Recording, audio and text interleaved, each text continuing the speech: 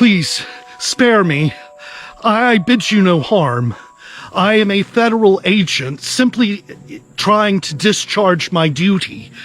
His Excellency, George Washington, has appointed me to negotiate a peace amongst the Indians. However, our spiteful governor here in the state of Georgia has insisted that he have my head on a platter to satisfy his hatred towards our Indian brothers.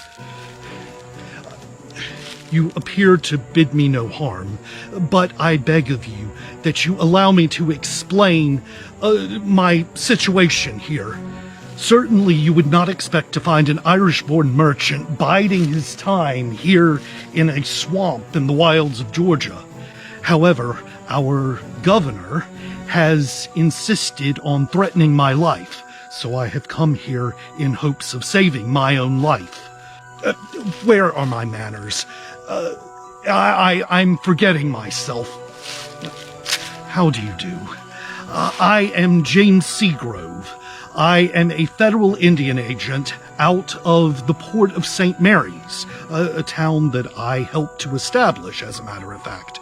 I have been tasked with negotiating a peace between the Indians and the white settlers here on the frontier. However, that task is much easier said than done. So many of my countrymen think of these Indians as mere savages, primitive, simple of mind, and bloodthirsty. But I have come to know them as my friends and colleagues, and people that I hold in the highest of esteem. Their manners and their customs are as complex and varied as our own. And certainly they know more about the land and nature around us, more than the pale settlers who only know to hack their way through nature and reign supreme by despoiling it. The smallest of insults is compounded into an act of war, bringing humiliation and degradation upon our Indian brothers. Have you heard of the raid that was recently conducted on the village at Little Okfuskee on the Wahadkee Creek at the Chattahoochee?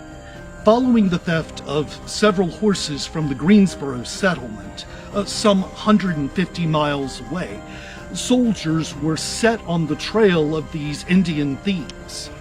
As they tried to follow them along the trail, they lost sight of them, but eventually found themselves near this small, innocent village. As the village slept, two of the soldiers entered and examined the village, finding that everyone was asleep. Afterwards, the entire legion plied their violence upon the residents of this village, killing 6 of the warriors and taking 8 girls and women hostage, as well as plundering and burning everything else. The village was left desolate, and the site is now only marked by charred beams. I know from my own dealings with the inhabitants of this village and its chief, White Lieutenant, that no one there was responsible for the thefts. In the wake of the attack, I sent letters admonishing the governor, and his response was issued in a torrent of unmerited calumny, threatening my life. It seems to me that he does not understand that violence does not beget peace. So here I am, both literally and figuratively, in a swamp, and I am here hiding for my life. Please do not reveal my location to anyone. I bid you peace.